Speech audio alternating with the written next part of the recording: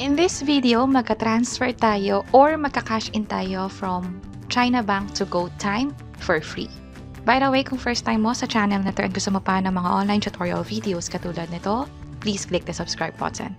I-open ko yung GoTyme na mobile app.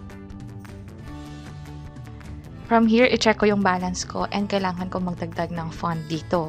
Nakapag-cash in ako before gamit yung sa BPI and Union Bank, which is ito siya, na-connect ko na siya.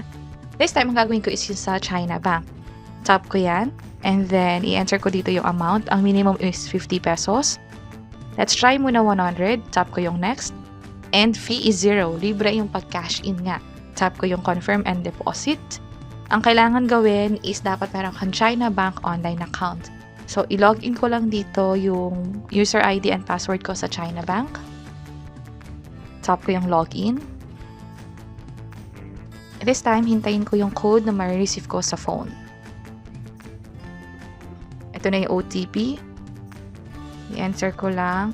By the way, kung may nanghihingi sa inyo ng OTP, wag na wag nyo ibibigay sa ibang tao. It means may ginagawa siyang transaction sa account ninyo para ma-approve.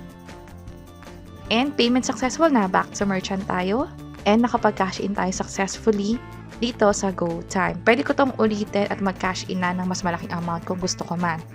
Also, may na-receive din tayong text from Chinabank about this transaction. Kapag naman chinek ko yung Chinabank account ko, 100 lang talaga yung bawas, walang charges, both sa side ng GoTyme at Chinabank for this. Pero reminder lang na meron tayong maximum of 2 free deposit per month. Nagamit ko na yung isa, that's why pag chinek ko yung account ko rito, 1 free deposit left na lang. Also, dito sa account ko sa linked account, automatically nandito na yung Chinabank. So, pwede ako mag-tap ng deposit anytime. At i-enter na lang yung amount dito kung gusto ko mag-cash in ulit. Sana nakatulong tong video na to. Kung oo, pakiclick ang like button at para sa iba't ibang mga tutorial videos, pwede nyo i-check itong nasa baba.